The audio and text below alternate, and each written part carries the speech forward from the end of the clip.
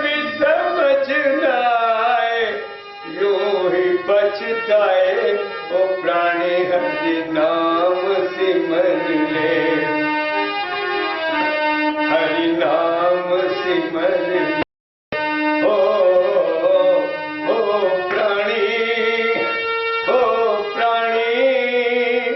तेरी 2 दिन की जिंदगानी, हरि नाम सिमर ले, हरि नाम सिमर ले।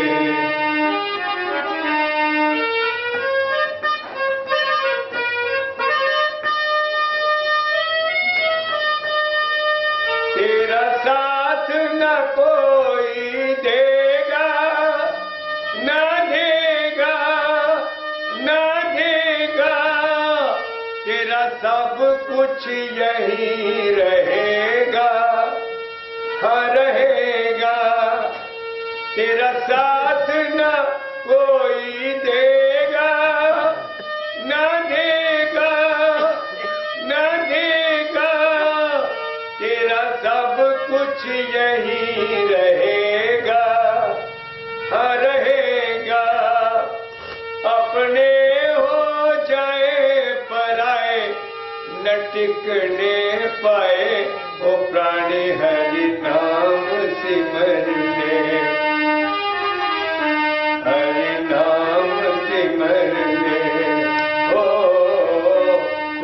प्राणी, ओ प्राणी, तेरी 2 दिन की जिंदगानी, हरि नाम सिमर ले, हरि नाम सिमर ले।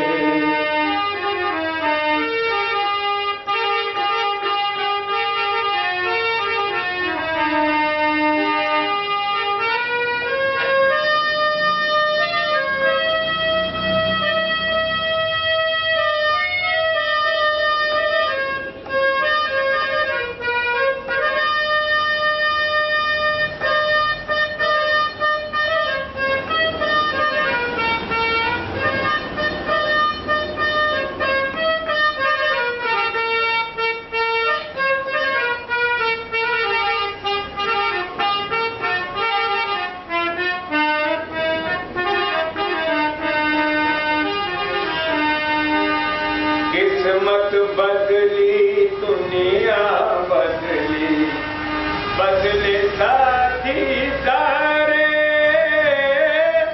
मोहन प्यारे बदल न जाए, अपने राम सहारे। हरि का नाम न एक पल बिसरे, प्रभु का नाम न एक पल बिसरे। समय न बिरथा जाए, जो फिर नहीं आए। ओ प्राणी हरि नाम सिमर ले, हरि नाम सिमर ले। ओ प्राणी, ओ प्राणी, तेरी 2 दिन की जिंदगानी, हरि नाम सिमर ले। किस्मत बदली, दुनिया बदली, बदले साथी सारे। मोहन प्यारे बदल न जाए, अपने राम सहारे। प्रभु का नाम न एक पल बिसरे, हरि का नाम न एक पल बिसरे। समय न बिरथा जाए, जो फिर नहीं आए। वो प्राणी हरि नाम सिमर ले, हरि नाम सिमर ले। ओ प्राणी, ओ प्राणी,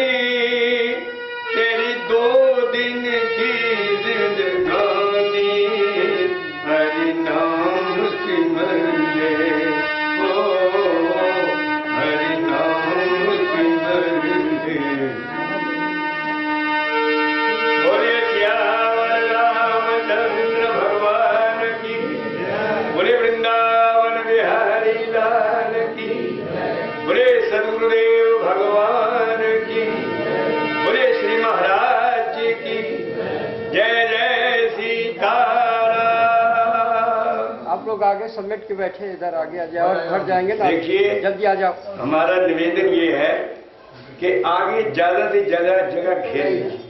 नमामि श्री तुलसी के पद कमल, बार बार शिरनाय, रामचरित मानस विमल, कथा कहूँ चित चाय, सियावर राम जय जय राम, सियावर राम जय जय राम। जो सुमिरत सिद्धि होए,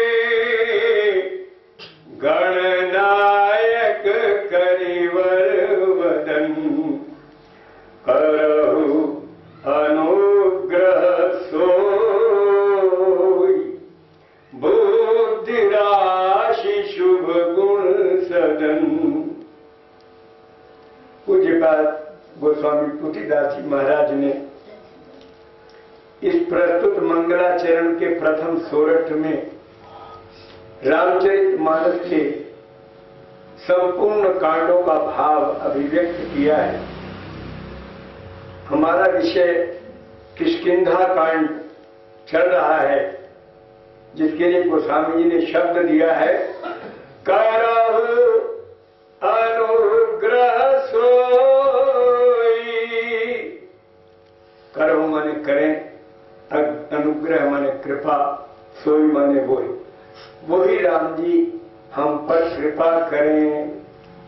तो किष्किंधा कांड में विशेष तौर पर सब पर कृपा वर्षण हुआ है।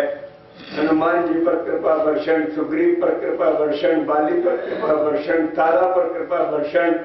अब अंगद पर कृपा वर्षण की चर्चा चल रही है कि अंगद जी को प्रभु किस योग्य बनाकर और रावण की सभा में भेज रहे हैं। अंदाजा लगाइए, जिस रावण को कोई भी नहीं समझा पाया, बड़े से बड़ा विद्वान, बड़े से बड़ा आध्यात्मिक, बड़े से बड़ा संत, सब समझाने में असफल रहे। विभीषण जी उसको नहीं समझा पाए, मंदोदरी जैसी पंचकन्याओं में गिनी जाने वाली वो परम भागवत देवी, वो उसको नहीं समझा पाई। उसका भाई कुंभकर्ण जो परम भक्त है राम जी का, वो उसको नहीं समझा पाया। भाव कहने का क्या है कि सबने प्रयास किए। माल्यवंत जो उसका एक बड़ा मंत्री भी है और रावण का नाना भी लगता है, उसने भी प्रयास किया, लेकिन कोई भी सफल नहीं हुआ। उस रावण को समझाने के लिए प्रभु ने अंगद को चुना है, क्योंकि प्रभु का वरद हस्त उसके साथ है। और भगवान ने अंगद की ड्यूटी लगाई है कि कार्य हमार तासु हित होई, रिपुसन करे बतक सोई। शत्रु से वो बातचीत करनी है जिससे उसका भला हो, बस। बोले हमारा काम इतना है कि उसका भला हो, और इस प्रकार की वार्ता करनी है, इस प्रकार की बातचीत करनी है कि जिससे उसका भला हो। तो कल हम निवेदन कर रहे थे कि अंगद ने येन केन प्रकारेण रावण को हर प्रकार से चेताने का प्रयास किया था कि वो चेत जाए, अब भी समझ जाए। वैसे तो हनुमान जी भी उनको समझा के गए थे कि हे रावण, अगर तू चाहता है कि तेरी ये नगरी, तेरा राजपाट, तेरा कुल और परिवार सब ठीक ठाक बचा रहे, तो एक मंत्र दिया था हनुमान जी महाराज ने कि राम चरण पंकज और धरहु, तो लंका अचल राज तुम करो। लेकिन उस मूर्ख ने ये मंत्र नहीं माना। तो ये तो आप जानते हैं कि तुमरो मंत्र विभीषण माना, तो विभीषण जी ने मान लिया। हनुमान जी ने तो रावण को यह मंत्र दिया था कि भैया तू बस इतना कर ले तो तेरे राजपाट को, गद्दी को, तेरे कुल खानदान को, तेरी सेना को और तुझे कोई खतरा नहीं रहेगा। लेकिन भैया विनाश काले विपरीत बुद्धि, जब व्यक्ति का अंतिम समय आ जाता है तो बुद्धि भी काम नहीं करती है। काल काहू गई दंड न मारा और हरे धर्म बल बुद्धि विचारा। तो वही बात है, रावण का भी दोष नहीं है।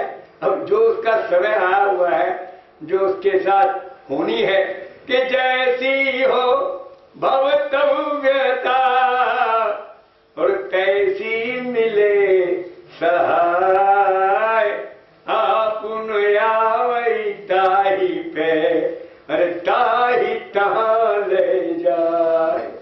तो इसलिए किसी का कोई दोष नहीं है, जो भी होता है हमारे प्रभु की इच्छा से ही होता है। राम कीन चाहे सोई होई, करे अन्यथा अस नहीं कोई। इसीलिए कहा कि होई है सोई जो राम रचि राखा और को करी तरक बढ़ावे शाखा। हम जितना मर्जी प्रयास कर लें कि हम ये करेंगे, हम वो करेंगे, हम ऐसे करेंगे, हम प्रयास कर सकते हैं और करते हैं, लेकिन जो हम प्रयास करते हैं वैसा हो जाए ये आवश्यक नहीं है। हम तो कर सकते हैं, हमारा करना हो जाए ये आवश्यक नहीं। हाँ, यदि राम जी की सम्मति उसमें है तो जरूर हो जाएगा, क्योंकि होई है सोई। ये दोनों बातें अलग अलग हैं, एक करना है और एक होना है। अरे आदमी बहुत कुछ करता है, लेकिन जो करता है क्या वो होता है?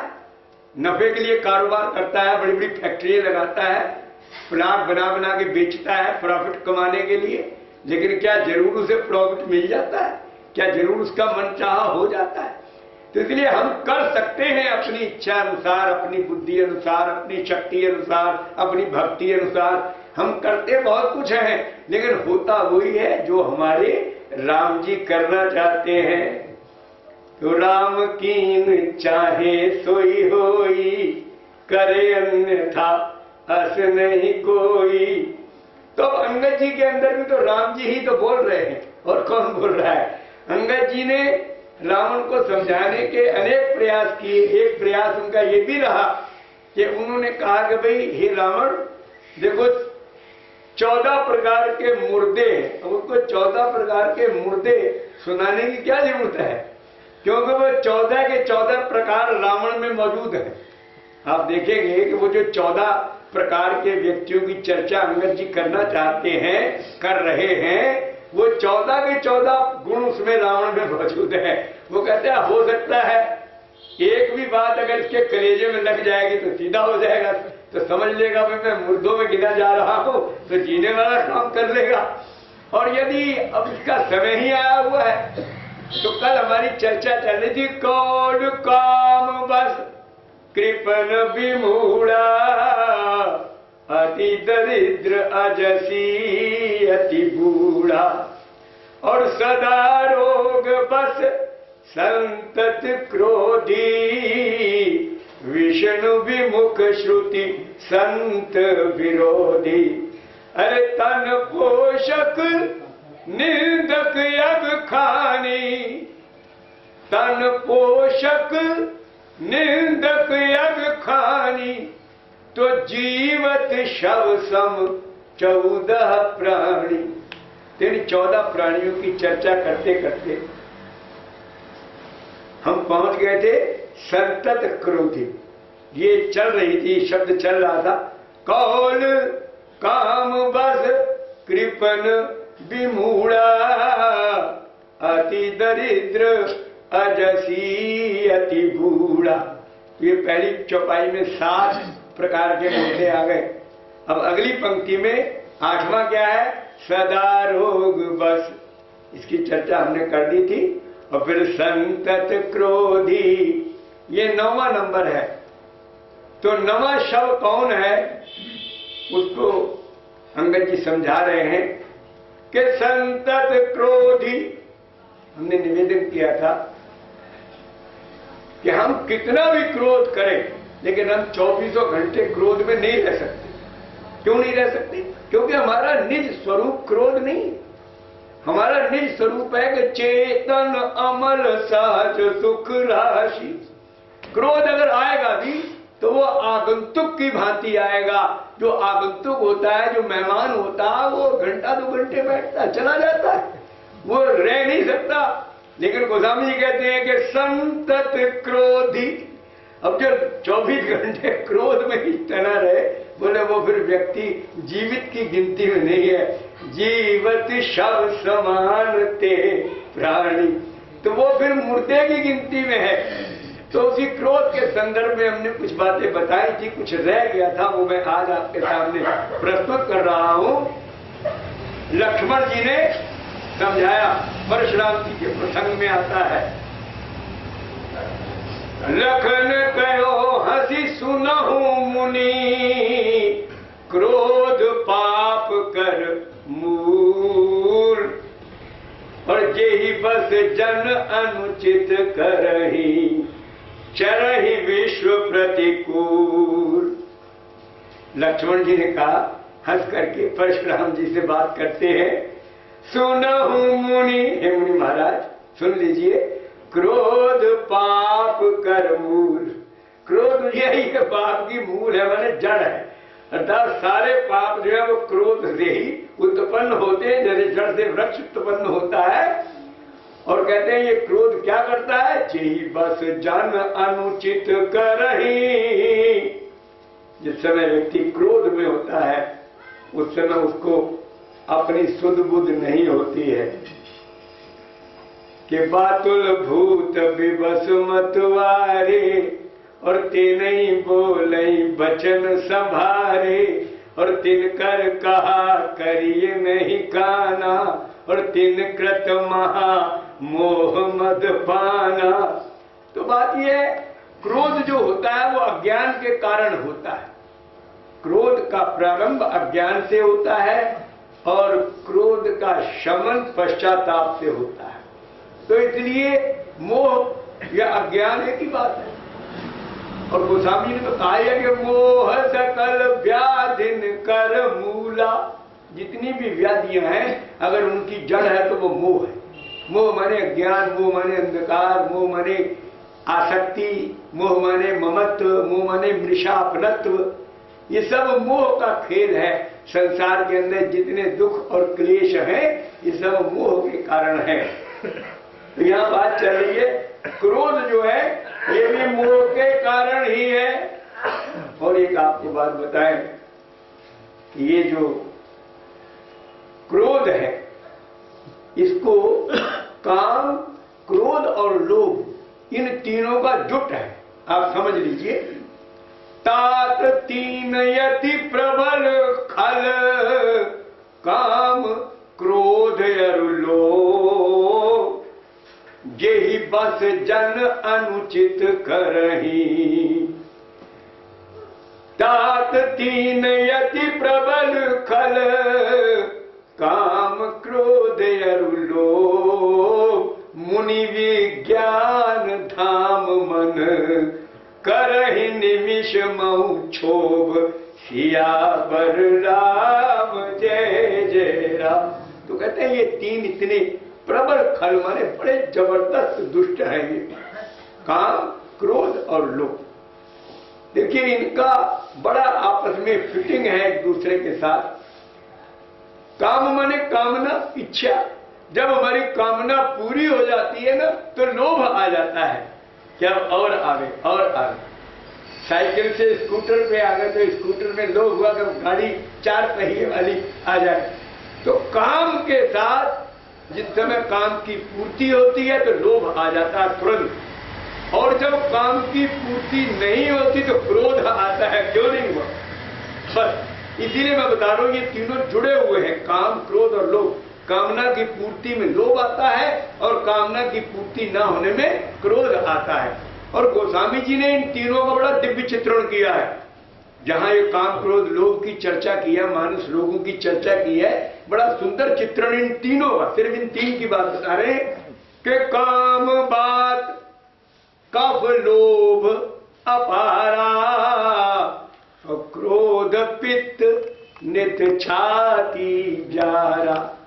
गोस्वामी जी ने जहां मानुष रोगों की चर्चा की है, काम को बताया वायु रोग, काम, बात, ये बात रोग है। और कफ लोभ, और जो लोभ है ये कफ रोग है।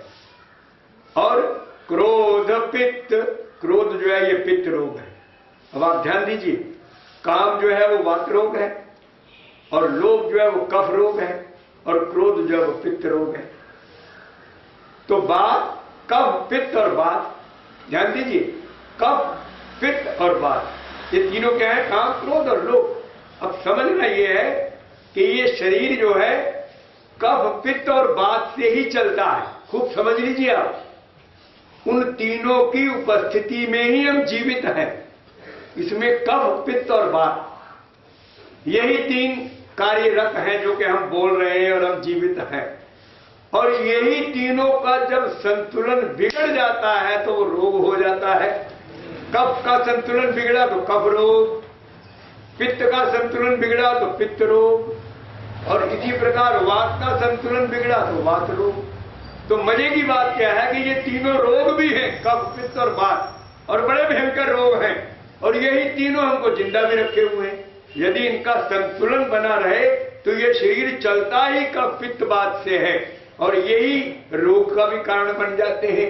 जब ये असंतुलित हो जाते हैं तो आप देखिए, पुराने जमाने की जो आयुर्वेद हकीम लोग, जो वैद्य लोग, जो नब्ज देखकर इलाज करते थे, वो तो यही करते थे। वो ये देख लेते थे कि इस शरीर में कफ बढ़ा हुआ है, कि पित्त बढ़ा हुआ है, कि वात रोग बढ़ा है।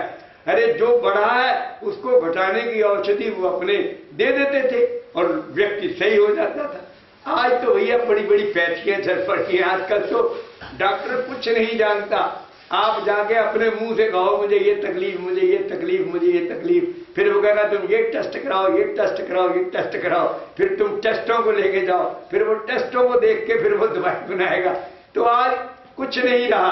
पहले बहुत अनुभव था, हकीम और वैद्य लोगों के पास जो आयुर्वेद पद्धति से इलाज करते थे, वो तो नब्ज देख के खुद बताते थे कि तुम्हारे सिर में दर्द रहता है या तुम्हारे पेट में दर्द है।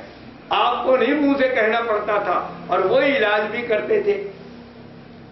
हमारे तो अनुभव की भी बात है, हम आपको बता दें, सन 60 में, 1960 की बात सुना रहा हूं आपको। सन 60 में मैंने 6 महीने नौकरी की थी सरकारी। वैसे तो हम व्यापारी वर्ग के लोग हैं, सारी जिंदगी व्यापार ही किया, लेकिन सन 60 में मैंने अपना स्कूल से निकला और शॉर्ट हैंड का कोर्स किया था। तो मैंने सन 60 में मेरे मुरादाबाद से सिर्फ 22 मील दूर संभल एक जगह है, जहां कहते हैं कि कलंकी अवतार होना है, ये भी वहां के लिए मशहूर है, हमारे ग्रंथों में आता है। उस संभल नगरी में जाकर के मैंने नौकरी की थी सिर्फ 6 महीने। मैं स्टेनोग्राफर था, इंग्लिश का स्टेनोग्राफर था। मेरे साथ मतलब वो एसडीओ, एसडीएम और एसओसी, मतलब डिप्टी कलेक्टर रैंक का अफसर था, जिसके के 3 पोस्ट थी। एसडीएम भी वो था, sub division magistrate, SDO sub divisional officer, और SOC settlement officer. Consultant treatment होते थे। अब गोस्वामी जी ने भी क्या लिख दिया है, बोले भाई ये काम जो है ये वात रोग है, और कफ जो है ये मतलब लोभ जो है ये पित्त रोग, वो कफ रोग है, और क्रोध जो है ये पित्त रोग है। बोले ये तीनों में एक एक रहे तब तो चलो इलाज कर ही देगा डॉक्टर या वैद्य, लेकिन अगर प्रीति करे जो तीनों भाई तो उपजई सन्निपात दुखदाई।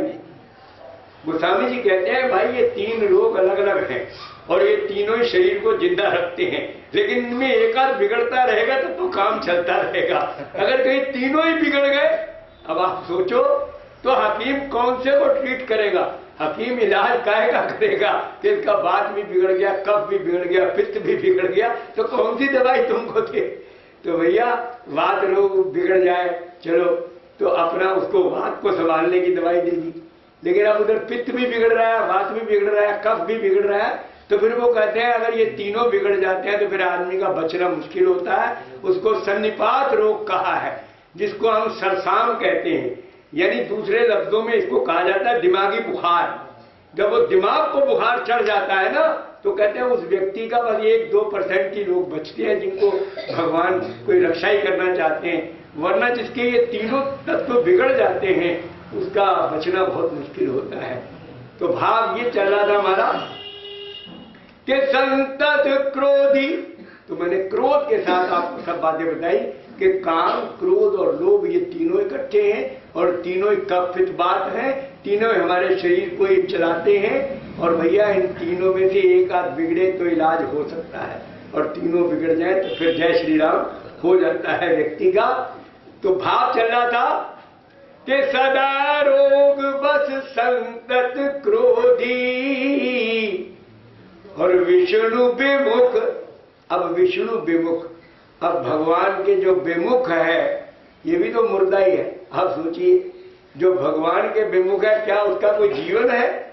गोस्वामी ने लिखा है कि भगवान के विमुख होते व्यक्ति की स्थिति क्या बन जाती है। ध्यान दें आप, क्या स्थिति बन जाएगी आपकी।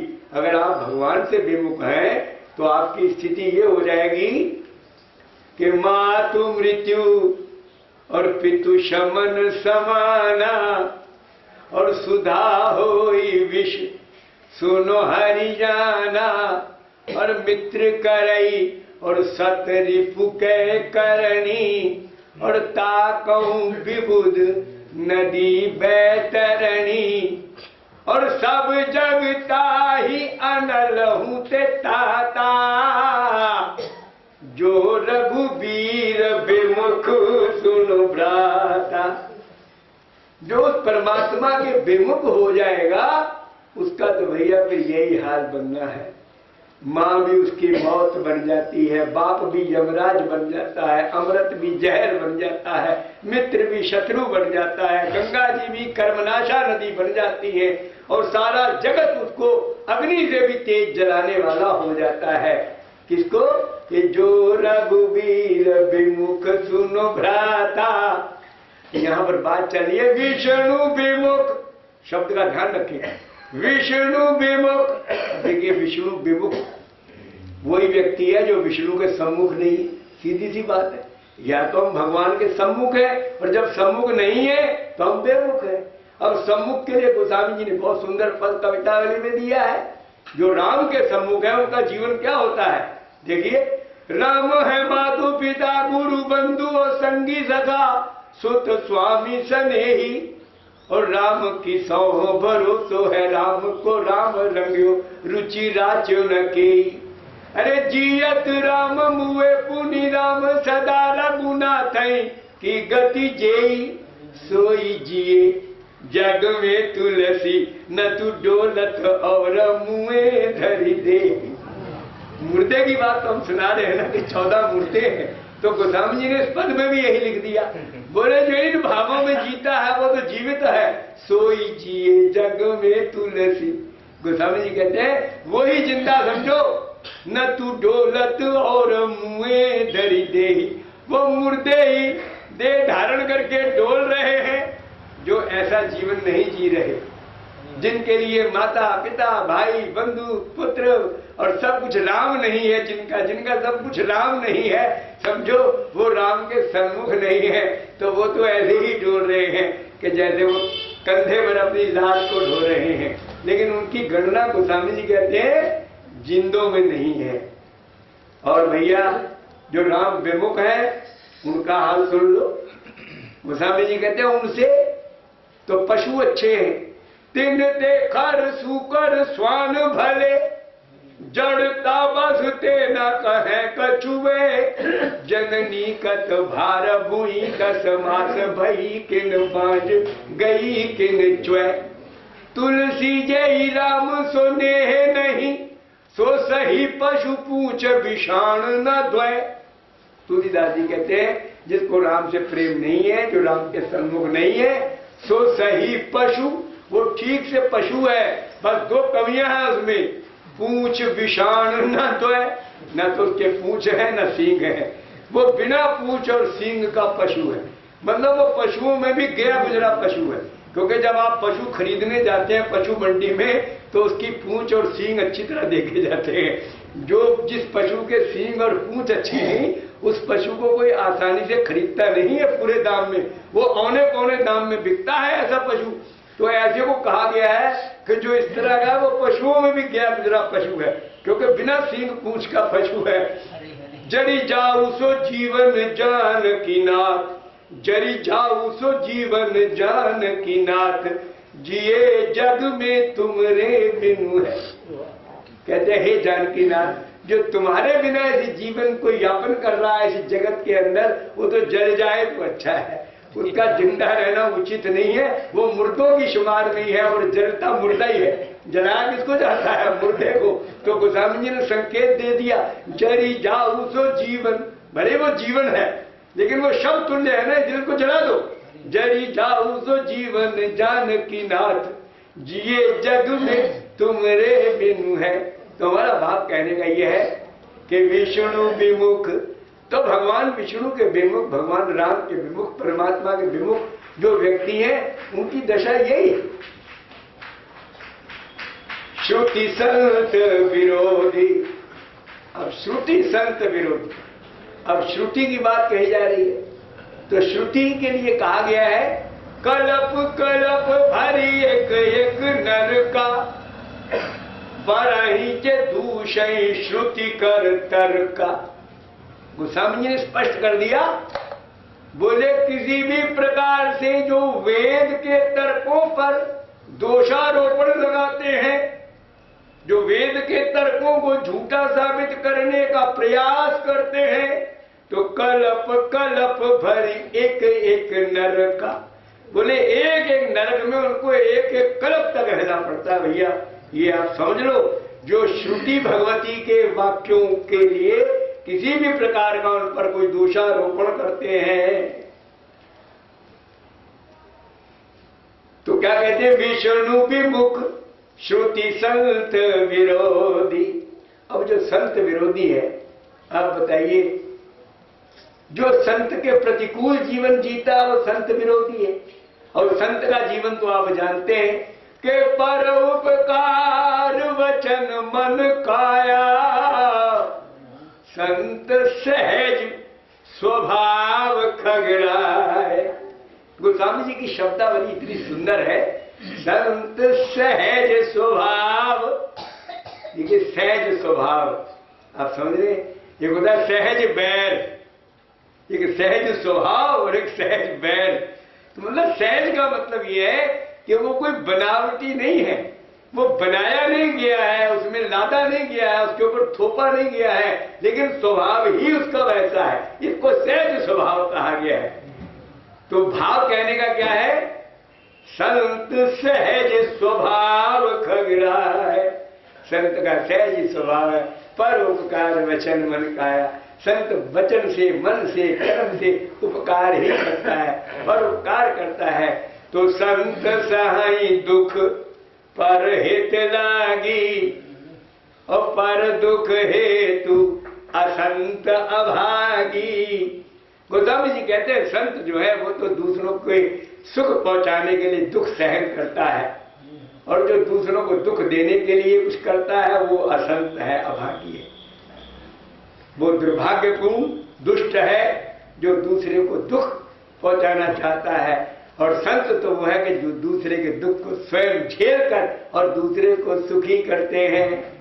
साधु चरित शुभ चरित कपासु, और निरस विशद गुणमय फल जासु। और जो सही दुख पर छिद्र दुरावा, और वंदनीय जेहि जग जसु पावा। तो श्रुति संत विरोधी, तो भगवान ने भी संतों के गुण वर्णन किए हैं, नारद जी को सुनाए हैं कि सुनो मुनि। अब आप देख लो, यदि तो इन गुणों के अनुकूल आपका जीवन है तब तो आप जीवित हैं, आप समझिए, क्योंकि यहाँ पर तुलना हो रही है आप जीवित हैं या मृतकवत हैं। तो मृतकवत कौन है? जो श्रुति संत विरोधी है, वो है मृतक, क्योंकि अंगद जी मृतकों की गणना करा रहे हैं। श्रुति संत विरोधी, जो श्रुति और संत का विरोधी है वो तो मृतक है, और यदि आप उसके तदनुसार हैं तो आप जीवित हैं। अब आप ध्यान दीजिए, भगवान संतों के गुणों की महिमा करते हैं कि सुनो मुनि संतन के गुण कहूं, और जिनते मैं उनके बस रहूं। अरे षट विकार जित अनग अकामा, और अचल अकिंचन सुचि सुख धामा। और अमित बोध अनिहमित भोगी, और सत्य सार कवि कोविद जोगी। और सावधान मानद मदहीना और धीर धर्म गति परम प्रवीणा। अगुनागार संसार दुख रहत विगत संदेह, तजि मम चरण सरोज प्रिय तिन कहूँ देह न गे। सियावर राम जय जय। तो निज गुण श्रवण सुनत सकुचाई, अपर गुण सुनत अधिक हर्षाई। और सम शीतल नहीं त्याग ही नीति, तो सरल स्वभाव सब ही सन प्रीति। और जप तप व्रत दम संयम नीमा, और गुरु गोविंद विप्र पद प्रेमा। और श्रद्धा दया श्रद्धा क्षमा, श्रद्धा क्षमा मयत्री दाया। और ममता मम पद प्रीति अमाया। और विरति विवेक विनय विज्ञाना, और बोध जथारथ वेद पुराना। और दंभ मान मद करहि न काहू, और भूलि न देहि कुमारग पाऊं। और गावई सुनई सदा मम लीला, और हेतु रहित परहित रतशीला।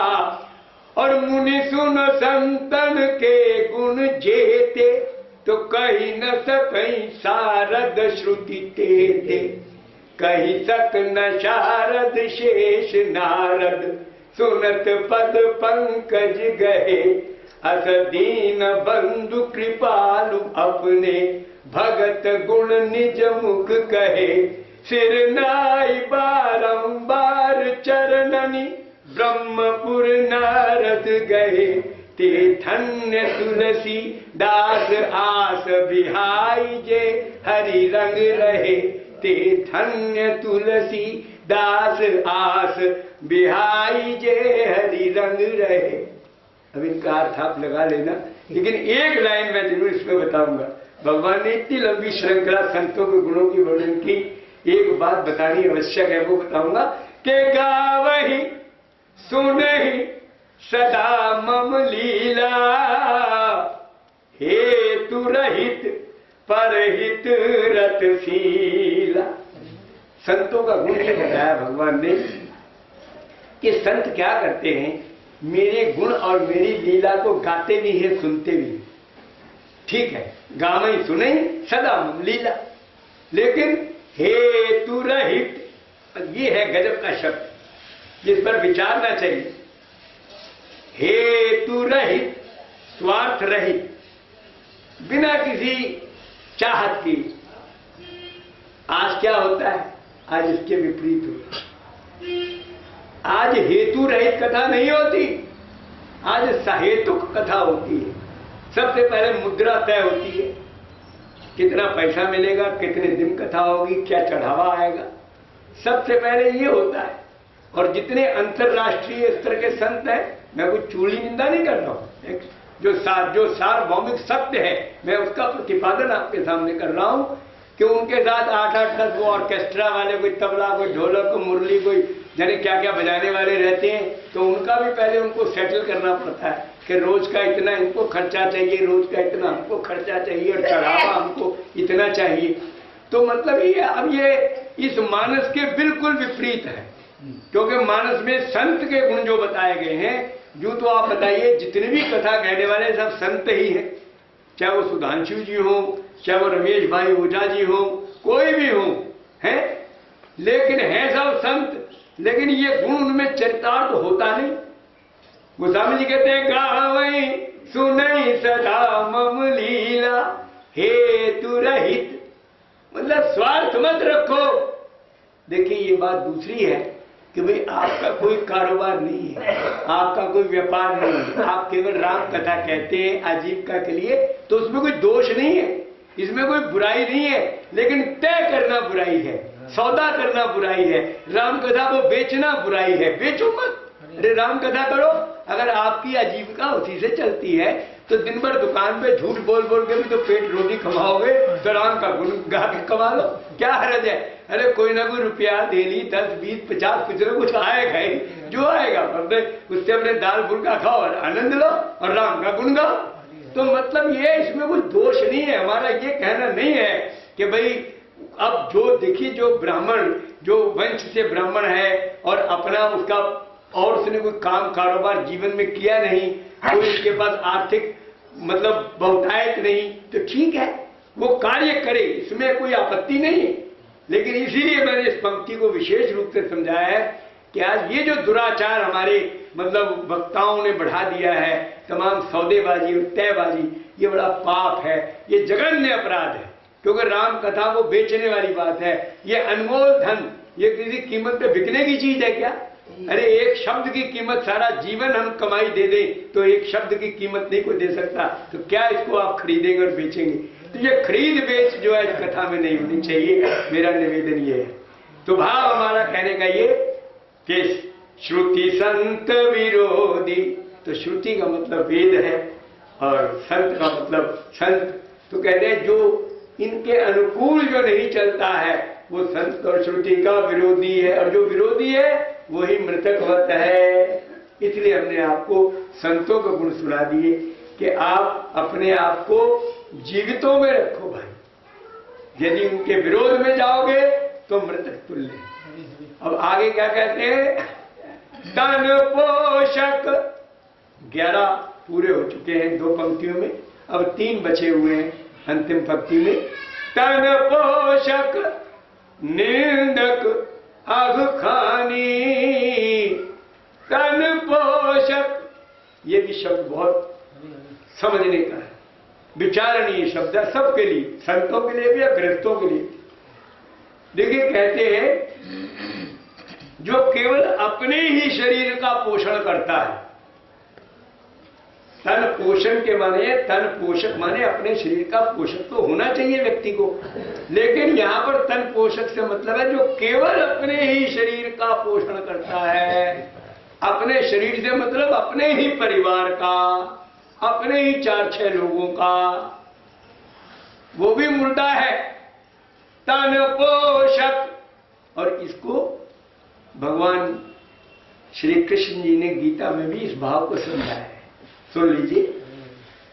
भुंजते थे अघम पापा ये पचंत्यात्म कारणात, भुंजते थे अघम पापा, बोले वो मेरा पाप ही खाते हैं, ये पचंत आत्म कारणात, जो केवल अपने लिए ही पकाते और खाते हैं। खूब समझ लें, गीता भगवती भी यही कह रही है और रामचरितमानस भी ये कह रहा है। रामचरितमानस ने मुर्दा बता दिया, जो केवल अपने परिवार के लिए पकाता और खाता है वो केवल पाप खाता है, इसलिए उसको मुर्दा बता दिया है, वो जिंदा नहीं है, वो मृतक तुल्य है। और भगवान कृष्ण ने गीता में कह दिया। तो भाव क्या है? भाव ये है कि जब भी हम भोजन करें हमें भोजन खिला के खाना चाहिए, हमें पहना के पहनना चाहिए, हमें दे के लेना चाहिए। ये पाठ समझाया गया है कि तन पोषक, हमारे तन के लिए पोषण 3 तरह से होते हैं। धन से भी तन का पोषण होता है, और वस्त्र से भी तन का पोषण होता है, और भोजन से भी तन का पोषण होता है।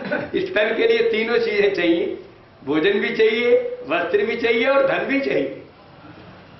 तो मतलब क्या है कि धन जो है हम भगवान के लिए कुछ अर्पण करें तब धन अपने काम में लें, वस्त्र जो है पहले भगवान को अर्पण करें तब अपने लिए वस्त्र धारण करें, भोजन जो है पहले भगवान को अर्पण कराएं तब हम। और इस भाव को वाल्मीकि जी ने जहां 14 भवनों की चर्चा की है उसमें भी सुन लो कि तुम ही निवेदित भोजन करई और प्रभु प्रसाद पट भूषण धरई। अब आप बता दो, तुम ही निवेदित भोजन करई, क्षमा करें, मतलब मैं कोई कटाक्ष नहीं कर रहा हूं, एक साधारण सार्वभौमिक एक प्रथा है कि भाई भोजन बनता है और भगवान के आगे रख दिया जाता है और उसमें तुलसी दल छोड़ दिया जाता है, पर्दा लगा दिया जाता है 5-10 मिनट आंख बंद के बैठते हैं और फिर वो भगवान का भोग लग जाता है। फिर उस भोग को हम लोग सब पाते हैं। और घरों में ये प्रथा है कि उस भोग को लाओ और दाल वाले कुकर में डाल दो, पतीला में, भगोना में, साग में डाल दो, रोटी में डाल दो, तो अब सारा का सारा भोग बन गया। अब उस भोग में से ले लेके सारा परिवार जो है उसको पाता है। अब मेरा यहाँ पर निवेदन क्या है, ये जो प्रक्रिया है ये प्रक्रिया अपनी जगह सही है, इस प्रक्रिया में कोई दोष नहीं है, लेकिन हम इसके साथ थोड़ा सा आपको जो गोस्वामी जी ने भाव दिया है कि तुम ही निवेदित भोजन करें, पहले किसी को निवेदन कर दो, किसी को दे दो, किसी को खिला दो। और तुम्हें राम को खोजने के लिए क्या कहीं जाना पड़ेगा? मुझे आप बताइए, अरे चींटी से लेके हाथी तक कौन बैठा हुआ है? आप मुझे बताइए। अगर आप पशु जगत की बात करें तो भी राम है, अगर मानव जनक जगत की बात करें तो भी राम है, हम कहते हैं दानव जगत की बात करो तब भी राम है। चाहे किसी दुष्ट को खिला दो, आप मेरी बात समझना, आप उसे दुष्ट समझ के मत खिलाओ, आप तो ये समझो राम जी ने ऐसा रूप बनाया है मेरे को कृतार्थ करने के लिए, क्योंकि मुझे भोजन खिलाना जरूरी था। तो राम जी के जो राम जी का व्यापक रूप आप मानते हैं, देखिए मानते तो आप हैं, जानते भी हैं कि सिया राम मैं सब जग जानी, तो क्या उस सर्वव्यापक रूप का हमारे जीवन में कहीं आदर भी होता है? कहाँ आदर हुआ? अगर सारे का सारा हमने कुछ खा लिया, सारे का सारा खुद बना लिया, कमा लिया, पका लिया और खा लिया, तो उस व्यापक रूप का जिसकी आप डंके की चोट पर आवाज लगाते हो कि सिया राम मैं सब जग जानी, सारे विश्व को सीता और राम में जानते हो, तो उस सीता और राम के लिए तुमने क्या किया? जब एक गस्ता भी तुमने उस सीता राम को कहीं खिलाया नहीं। हमें तो राम जी को खिलाना है, समझ ले मेरी बात। चाहे सामने गऊ आ जाए तो गऊ को खिला दो, लेकिन हम गऊ के भक्त नहीं है, हम राम जी के भक्त हैं, क्योंकि गऊ में भी राम है, इसलिए गऊ को खिला रहे हैं। कुछ लोग तो ढूंढते हैं बैटरी लेके कि गऊ मिले तो खिलाएं, और नहीं तो वापस ले आते हैं घर में, वो गऊ के भक्त हैं। हम गऊ के भक्त नहीं, हम तो राम जी के भक्त हैं। हमें अगर सुअर भी मिल जाएगा हम उसको भी खिला देंगे, ये सोचकर मेरे प्रभु शुक्र रूप में है, तो किसी रूप में हो हमें तो खिलाना है। इसलिए एक मर्यादा ये है कि आप भोग जरूर लगवाइए प्रभु का, लेकिन उसके बाद उसमें से कुछ वितरण के लिए नीति ये कहती है कि हमें भोजन का चतुर्थांश, जैसे आय का दशांश देना चाहिए सेवा के लिए, प्रभु के लिए, ऐसे ही भोजन का चतुर्थांश जब भी आप भोजन करें, थाली में से उसमें से निकाल करके थोड़ा दाल, थोड़ा सब्जी और उसका फुल्का वो रखिए, और वो आप अपने द्वारे पर वो पहले निकाल दीजिएगा और बाद में आप पाइए। फिर उसको आप जैसे भी उचित समझते हैं, राम जी के अनेकों रूप हैं, चाहे वो काग रूप में हो, चिड़िया रूप में हो, बानर रूप में हो, पशु रूप में हो, किसी रूप में उनको खिला दीजिए और आपका मन गदगद हो जाएगा कि हमारे राम जी ने हमारी सेवा स्वीकार कर। तो भाव राम जी का रखना है और भाव से सब काम चलता है। अगर भाव ठीक नहीं तो कुछ भी किया हुआ ठीक नहीं बैठेगा। तो इसलिए हम बता रहे थे कि तन पोषक, खूब अच्छी तरह समझ लीजिए कि जो केवल अपने शरीर की पूर्ति ही इस जगत में आकर करते हैं, धन से और वस्त्र से और भोजन से, वो भैया वो मुर्दों की गिनती में, मेरे शब्द नहीं है, गोस्वामी जी की शब्दावली है और अंगद जी समझा रहे हैं रावण को। हाँ, तो इस प्रकार से कहते तन पोषक, फिर शब्द आया निंदक यज्ञ खानी, अब आ गया निंदक। अब निंदक सबकी निंदा जे जड़ करही, ते चमगादड़ होई अवतरही। चमगादड़ की खूबी आप जानते हैं कि नहीं जानते? पहली बात तो ये है कि चमगादड़ जो है ना हमेशा उल्टा टंगा होता है, और दूसरी बात कि चमगादड़ जिस मुंह से खाता है उसी से मल भी निष्कासन करता है। ये चमगादड़ को श्राप लगा हुआ समझो, कुछ भी समझ लो। तो चमगादड़ जिससे खाता है उससे ही उसी रास्ते से मल त्याग करता है। अब आप सोच सकते हैं इससे निकृष्ट योनि कोई हो सकती? उल्टा टंगा रहता है पेड़ों के ऊपर, और भैया खाना और उगलना जो है इसका केवल मुंह से होता है। मल निष्कासन की अलग से इसकी कोई इंद्री नहीं है। ये योनि है चमगादड़ की। तो इसलिए कहते हैं कि सबकी निंदा जे जड़ कई और दे चमगादड़ हुई अवतरही।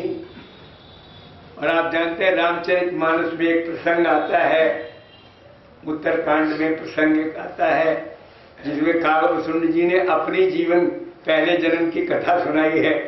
उन्होंने गुरु का अपमान किया था। उन्होंने क्या किया था? गुरु का अपमान, गुरु की निंदा हो गई ना, गुरु का अपमान और गुरु की निंदा। और गुरु के लिए तो आप जानते हैं गोस्वामी जी ने मानस में लिखा है कि राखई गुरु जो कोप विधाता।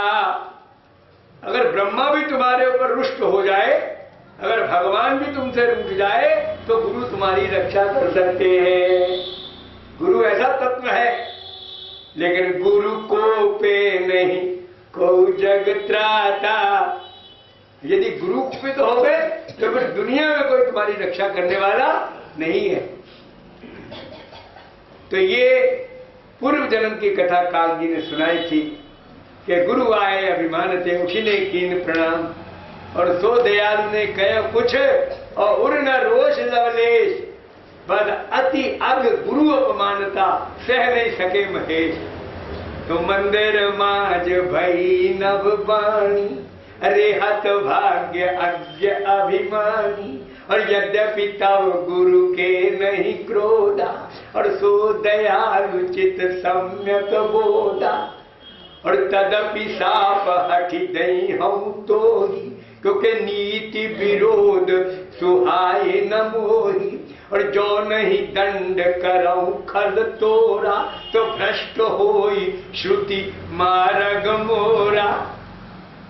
तो क्या कहने का भाव ये है, 1000 जन्म तक भगवान ने उसको श्राप दे दिया कि तू अपने अजगर सांप बन जा, क्योंकि तू उठा नहीं ना, गुरु आने पर तू उठा नहीं। उसका दोष क्या था कि एक बार हर मंदिर जपत रहो शिव नाम। बोले एक बार मैं शंकर भगवान के मंदिर में बैठा हुआ, शंकर भगवान का ओम नमः शिवाय ओम नमः शिवाय कुछ भी मंत्र जप रहा था, और गुरु जी आ गए। लेकिन गुरु आए अभिमान, मैं अभिमान में बैठा रहा, तना हुआ कि कोई बात नहीं, अगर गुरु आ गए हैं मैं भी तो जप कर रहा हूँ। मतलब अभिमान ये आ गया कि मैं कोई ऐसे वैसे टहल थोड़ी रहा हूँ, मैं भी जप कर रहा हूँ, और ये भी बहुत ऊंचा काम मैं कर रहा हूँ। तो उसके मन में भाव बस, तो गुरु आए अभिमान ते उठी नहीं कीन प्रणाम। तो कहने का भाव ये है, केवल गुरु का तिरस्कार और अनादर और अपमान करने से क्या हुआ, 1000 जन्म तक उसको अजगर सांप बनना पड़ा। सब कथा लंबी है, लेकिन मैंने आपको संकेत दिया है कि यहाँ पर बात चल रही थी निंदा की। तन पोषक और निंदक, तो भैया आप समझ लो, क्योंकि निंदक जो है ना वो अपने मुंह से दूसरे की बुराई तो करता है। जब आप निंदा करते हैं किसी की चुगली करते हैं, तो उसके दोषों को अपने मुंह से बोलते हैं। इसीलिए आपको वो जन्म मिलता है कि जो मल दोष है उसे भी तुम मुंह से ही निकालो, क्योंकि वो मुंह से ही उसने दोष किया है ना, मुंह से ही तो आप निंदा करते हैं। तो इसलिए उसको ये सजा मिलती है कि अगले जन्म में इसी मुंह से तू अपने सारे मल को ढो। जिस मल को तूने यहाँ पर, ये भी मल ही है, दूसरे की हम कटु आलोचना अपनी वाणी से करें तो हमारी वाणी को ये दंड मिलता है कि अगला जन्म जो है हमें चमगादड़ का मिलता है। तो कहने का भाव ये है कि तन पोषक निंदक। अब रह गया एक अघ खानी। अघ खानी का मतलब है पापों की खान। अब पापों की खान देखिए, एक बात समझ लीजिए कि मोह जो है सारे पापों की जड़। और रावण को समझा रहे हैं अंगद जी महाराज। अब रावण क्या होता क्या है कि जेहि विधि होई धर्म निर्मूला, सो सब करहि वेद प्रतिकूला। और जेहि जेहि देश धेनु द्विज पावई, तो नगर गांव पुर आग लगावई।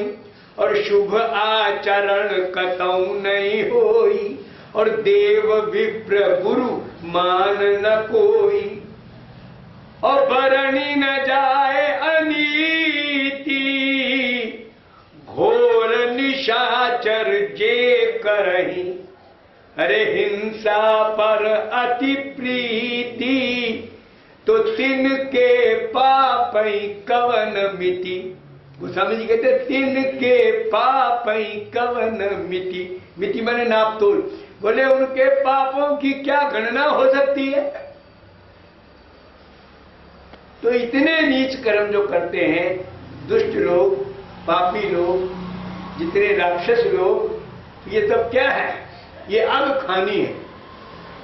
तो बोले तिनके पाप ही, पाप माने अग, और खानी के माने है, खान में कोई गिनती थोड़ी होती है भाई। खान, पाप की खान का अर्थ क्या हुआ कि जिसमें निरे पाप ही पाप है और उसमें असंख्य पाप भरे हुए हैं, उनकी वो गणना नहीं हो सकती। खान का मतलब ही है जहां किसी चीज की बहुतायत होती है तो कहते हैं ये तो इस चीज की खान है? तो भैया, तो वो पाप की खान कौन है? यही तो है ये दुष्ट लोग, ये राक्षस लोग जो ये सब कर्म करते हैं। तो अंगद जी सचेत कर रहे हैं उसको समझाते हुए कि पता नहीं इन 14 प्रकार के मुर्दों में कौन सा शब्द इसके कलेजे में चुभ जाए और ये सही रास्ते पर आ जाए। तो कहने का भाव ये है, हमने साधारण और सरल अर्थ में आपको 14 प्रकार के मुर्दों की चर्चा सुनाई है। अब कल की कथा आगे बढ़ाने में समय बिल्कुल पूर्णता की ओर है। कल की कथा आगे बढ़ाने में हम इन 14 का रावण के साथ मिलान भी आपको दिखाएंगे कि रावण जो है वो इन 14 के अंदर वास्तव में पूरी तरह से सना हुआ है, लिपटा हुआ है। बोले राजा